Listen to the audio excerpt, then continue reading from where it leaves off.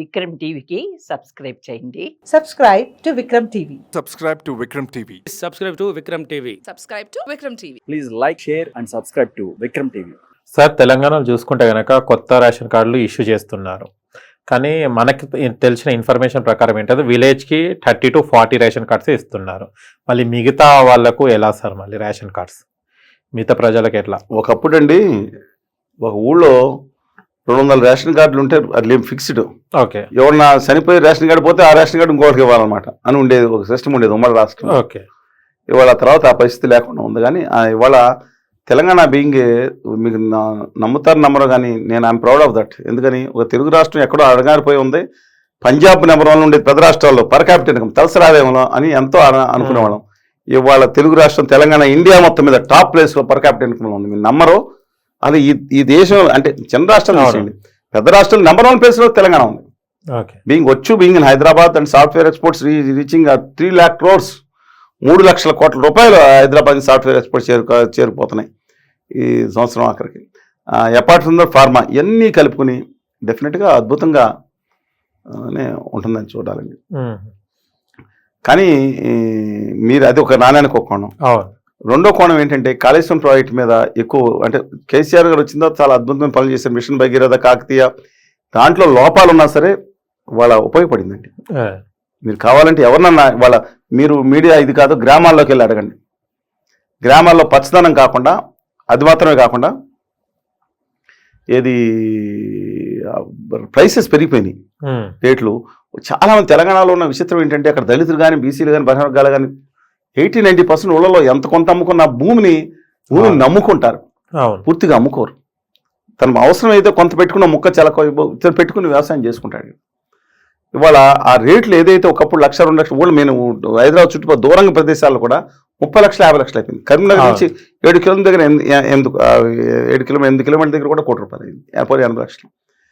వాళ్ళకి ఆర్థిక సాధికారత వచ్చింది, పిల్లల్ని కనీసం చదివించుకోవడానికి ఒక అది వచ్చింది.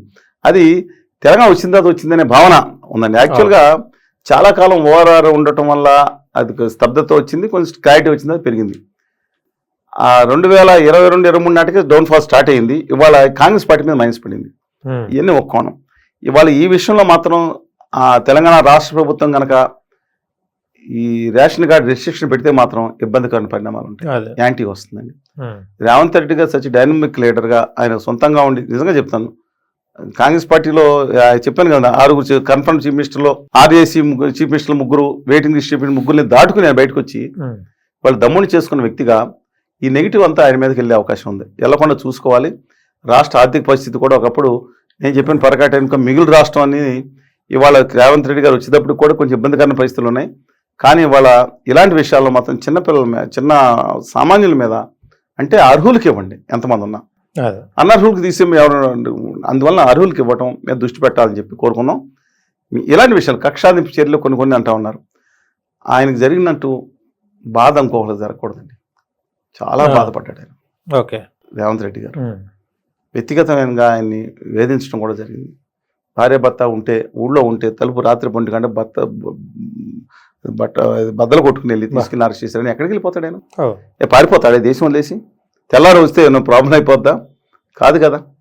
అందువలన ఆలోచించుకోవాలి. ఆయన కూడా ఇవన్నీ మనసులో పెట్టుకోకుండా, రాష్ట్రానికి నష్టం జరుగుతుంది. ఆయన కేంద్రంతో ఇతర వాళ్ళని కలిసి, ఎలాగో ఉత్తర భారతీయ జనతా పార్టీ వాళ్ళు రారు, తెలంగాణ రాష్ట్ర సమితిని, అలాగే అది బీఆర్ఎస్, అలాగే సిపిఐ వాళ్ళతో పాటే ఉంది, అలాగే మిగతా వాళ్ళందరినీ కలుపుకుని వెళ్ళి తెలంగాణ రాష్ట్రానికి రావాల్సిన నిధుల మీద ట్రై చేయాలి. మొన్నటి వరకు 21,000 కోట్లు రావాల్సి ఉంటే 700 కోట్లు, 900 కోట్లు ఈ నవంబర్లో ఇలా ఎంగిలి మెతుకు తీసుకున్నట్టు ఇస్తుందండి కేంద్రం. అసలే ఆర్థిక సహాయం మిగతా వాళ్ళతో కంపేసి తక్కువ ఉంది. అందుకని నా అభిప్రాయం ప్రకారం ఇవాళ అందరూ కలిసి రేవంత్ రెడ్డి గారు కొంచెం విజ్ఞత ప్రదర్శించి, basically dynamic not denying that, KTR గారు కూడా నేను చెప్పాను కదండి, సాఫ్ట్వేర్ ఎక్కడి నుంచి ఎక్కడ తీసుకెళ్ళాడు, రెస్పెక్ట్ ఎవ్రీబడి, మైనస్ పాయింట్లు విమర్శిద్దాం. అందువల్ల ఇవాళ అందరినీ కలుపుకుని వెళ్ళి ఇవాళ తెలంగాణకు రావాల్సిన ఒక నేషనల్ ప్రాజెక్ట్ ఇవ్వలేదండి. ఐటీఐఆర్ 0 డబ్బులు ఇచ్చారు. పాపం ఆయన తెప్పలు పడతా ఉన్నాడు ఇవాళ 4th సిటీ నిర్మిద్దామని. ఐటీఐఆర్ వస్తే, ఇన్ఫర్మేషన్ టెక్నాలజీ ఇన్స్ట్రుమెంట్ డిజైన్ 2012-13 వస్తే 14 నుంచి మోడీ గారి ప్రభుత్వం వచ్చింది, ₹1 గుడ్సున్నా చుట్టింది. మిగతాన్ని మొత్తం అంతా గుజరాత్ వెళ్ళిపోతుంది. అందువల్ల ఇవాళ అందరినీ కలిపికెళ్తే ఆ రాష్ట్రం నిలబడుతుంది. ఇవాళ ఏదైతే ఉందో ఇవాళ రేషన్ కార్డులు కానీ మిగతా హామీలు పూర్తిగా అమలు చేయలేదండి. ఆయన ఉన్నంత మేరలో ఆయన 2 లక్షల రుణమాఫీ చేసుకున్న దాంట్లో సాధ్యమైనంత వరకు చేసుకుని ఇంకా చాలా అకౌంట్లు దిగబడిపోయినాయి.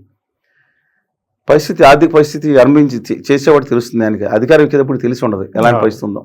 అందువల్ల నేను అనుకుంటా ఉన్నాను, ఇలాంటి చిన్న వాటి మీద దృష్టి పెట్టవద్దు. మీరు రిజిస్ట్రేషన్ పెట్టమాకుండా అనర్హులు తీసేయండి. మిగతా వాళ్ళకి అవసరం వాళ్ళకి ఇవ్వండి. మిగతా హామీలు అమలు చేయడానికి ప్రయత్నించండి. ఖచ్చితంగా తెలంగాణని నెక్స్ట్ జనరేషన్కి ఉపయోగపడేటట్టు ముందుకు తీసుకెళ్ళేందుకు అద్భుతమైన అవకాశం ఉంది. నెక్స్ట్ జనరేషన్గా తెలంగాణ నెంబర్ 1 స్టేట్గా ఆంధ్రప్రదేశ్తో పోటీ పడుతూ దేశం నెంబర్ 1 ఉండాలంటున్నాను నేను. 2 తెలుగు రాష్ట్రాలు నెంబర్ 1లో పోటీ పడాలి, నెంబర్ 1గా పోటీ పడాలి అనేది నా కోరిక. ఓకే.